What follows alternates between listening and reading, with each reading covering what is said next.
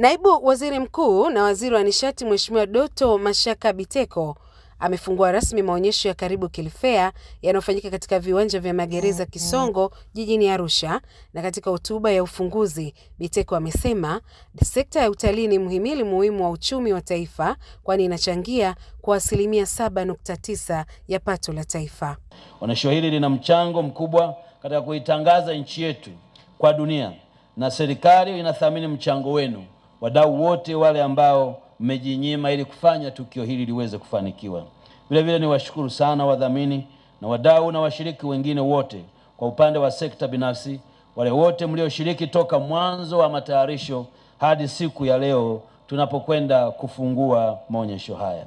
Ushiriki wenu ni kielelezo kimojawapo cha utekelezaji kwa vitendo wa maono ya Rais wetu Dr. Samia Suluhu Hassan, akiwa mzalendo na mwongozaji wa watalii namba 1 katika kutangaza utalii katika sekta ya utalii nchini. Kwa kweli tunawashukuru sana. Paul Makonda ni mkuu wa mkoa wa Arusha, ameiomba Wizara ya Maliasili na Utalii kulitambua eneo la Magereza Kisongo kama eneo maalum kwa ajili ya maonyesho ya kimataifa ya utalii ili kuvutia wageni kutoka mataifa mbalimbali.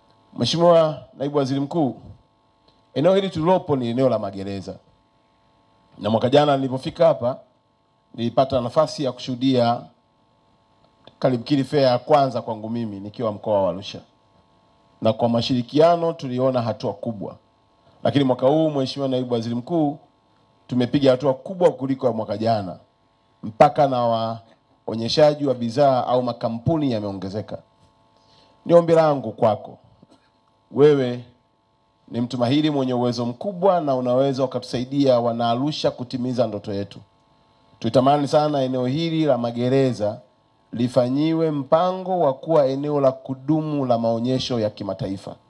Ni eneo kubwa na linaweza kujengwa vizuri ili hata wakati wa vumbi, wakati wa jua, wakati wa mvua tukawa na maonyesho makubwa ya kuwafanya si tu wa Tanzania bali Afrika na dunia kuja katika mkoa wetu wa Arusha. Miongoni mwa wadau walioshiriki katika maonyesho hayo, ameipongeza serikali ya Tanzania kwa kuweka mazingira mazuri kwa wawekezaji.